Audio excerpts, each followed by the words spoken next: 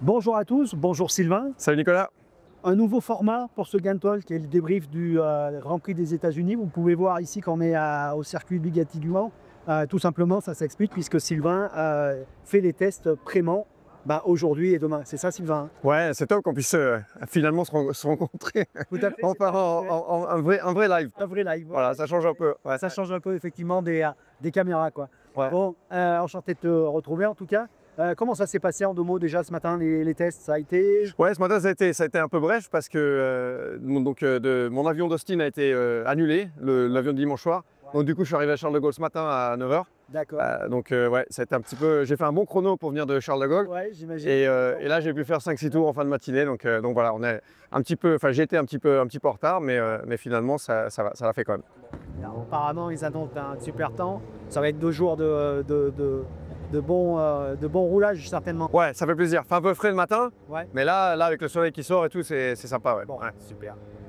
Alors, parlons un petit peu de ce Grand Prix. Tu avais raison quand on a fait la présentation du Grand Prix semaine dernière. Tu nous as dit à un moment donné, il y a peut-être un facteur à prendre en compte, c'est la météo. Ah bah, Vanco, là, tu as eu tout juste. Hein. Ouais, mais ils ont eu, en fait, ça fait 2-3 semaines déjà qu'ils ils ont vraiment une météo un peu bizarre, avec des grosses des intempéries, en fait. D'ailleurs, c'est pour ça que mon avion a été annulé.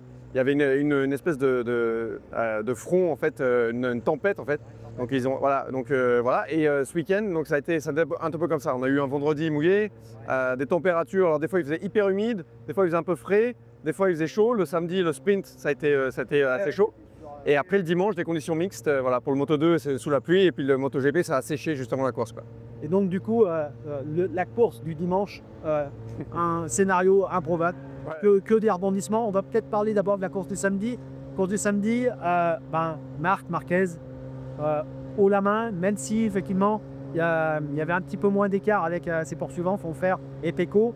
Et Pecco aussi qui a quand même franchi un cap quelque part. Ouais. Alors la surprise, c'était, il n'y a pas eu vraiment de surprise, mais alors si on doit y trouver une surprise, c'est Pecco qui est vraiment, qui a retrouvé de la motivation, qui a retrouvé de la confiance et qui est monté au créneau en fait pendant ce week-end. Donc Marc, on l'attendait de toute façon hyper fort là-bas parce qu'il a un palmarès de fou sur ce circuit. C'est un circuit qui tourne à gauche, un circuit qui lui plaît beaucoup, mais ils l'ont mis en difficulté en fait. Ils l'ont attaqué directement dans le sprint. Pecco l'a attaqué au premier virage de la deuxième ligne. Il a lâché le frein, il est venu lui faire un peu un bloc pass. Sur le premier tour, ça a été quand même chaud. Marc a failli tomber d'ailleurs.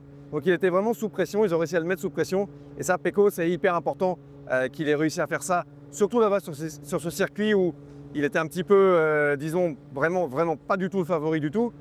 Il a réussi à aller venir le taquiner. Voilà. Il n'a pas battu, mais il est venu le taquiner. Et il est venu battre aussi Alex Marquez. Donc ça, c'est hyper important pour le reste de la saison. Ben oui, et puis pour la confiance, effectivement, où, derrière, on a senti Pecco qui était beaucoup plus agressif qu'Alex. Et donc, résultat, Marquez premier, Alex, Pecco, copier-coller en fait des courses précédentes. Et alors, par contre, dimanche, un scénario de mal à main. Donc, comme tu le disais, et des gouttes de pluie qui sont tombées sur la ligne de départ pour le Moto 2.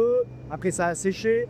Pour le Moto GP, les pilotes ne savaient pas trop avec quel pneu partir. Globalement, ils sont tous installés sur la ligne de départ avec des pneus lui.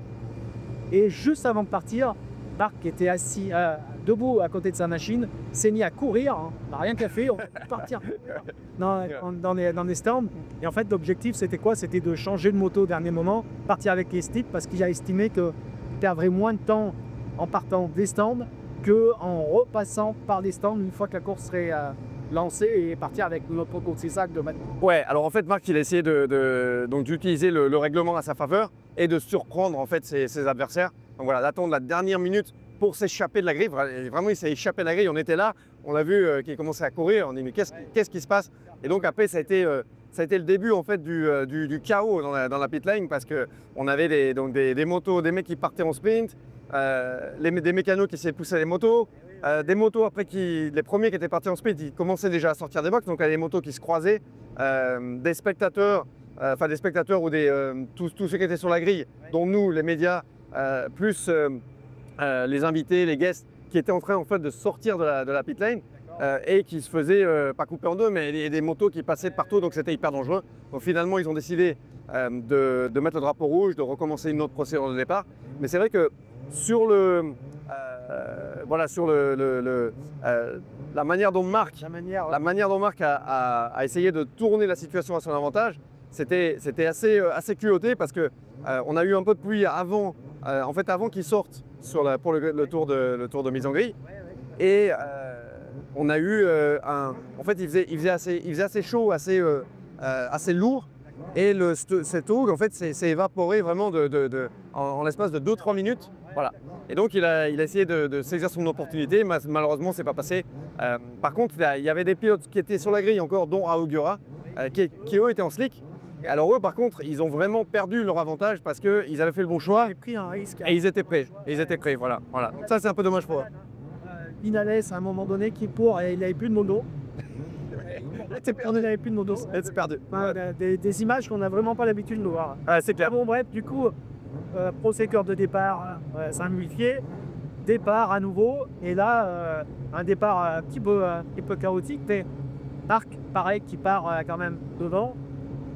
Globalement, il roule. Alors, Vinales aussi, encore Vinales qui cale, je crois, hein, c'est sur le départ, et finalement, il est obligé de partir des stands. C'est ça, ils ont obligé de sortir. Ouais. Voilà, donc lui, le week-end a été pourri pour donner.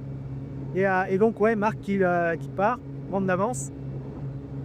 Je crois 2 secondes à un moment donné. Ouais, je crois qu'il avait 2 secondes et demie à peu près. Alors, on le sentait encore une fois qu'il contrôlait l'écart. Ouais. Pecco qui avait accéléré un peu, le tour d'après, Marc qui remettait une petite couche. Donc, il avait l'air d'être, disons, d'avoir le contrôle de la situation jusqu'à ce qu'il ne l'ait plus. Donc voilà, Ouais, il a pris une pente d'humidité, quelque chose. Ouais, c'est ça. En fait, c'était un des seuls pilotes qui montait vraiment donc sur le premier intermédiaire, cette partie de ces enchaînements de virages rapides. À ce moment-là, ce virage-là, Marc était un des seuls pilotes qui vraiment sur le sec montait sur le vibreur. Et là, il est monté sur le vibreur pareil, avec beaucoup d'angle. Et malheureusement, les vibreurs, souvent, quand il y a un peu d'humidité, il reste humide un petit peu plus longtemps que la piste. Et donc, il a dû prendre un petit coup d'humidité et il a perdu l'avant. Donc, une erreur qui peut lui coûter cher, qui lui coûte en tout cas. Il ne peut rien, parce que du coup, l'année dernière, ce qui est pareil, avant, il nous avait dit que c'était un problème technique l'année dernière. Mais il n'empêche que normalement, c'est un circuit qui joue pour rien super. Et lui, bah là, finalement, il tombe l'année dernière, il tombe cette année. Ouais. Alors de manière différente, hein, mais et du coup, Electo, par contre, qui lui a vraiment accéléré et a eu encore une fois la capacité à aller chercher Alex. Ouais, après, au niveau dynamique, c'est un moment important parce que, d'accord, c'est une petite erreur de Marc, il est monté sur le vibreur, bon, bah voilà, il sait exactement pourquoi il est tombé, un petit excès de confiance, disons. Mais au niveau de Pecco, par exemple, c'est quelque chose d'hyper important pour la motivation, pour la dynamique. Ça lui montre que Marc, finalement, il peut faire des erreurs aussi, que Pecco, depuis le début de saison, il n'était pas à l'aise avec sa machine, il lui manquait cette dernière petite confiance voilà, il lui manquait ça. Là, il l'a un petit peu retrouvé, il a mis Marc un petit peu sous pression et même si Marc dominait, il a quand même fait une erreur. Donc pour Pecco, c'est important. Ça veut dire qu'en mettant la pression, en vraiment pas lâcher, sans lâcher l'affaire, il peut essayer de pousser Marc, voilà, et lui faire des erreurs.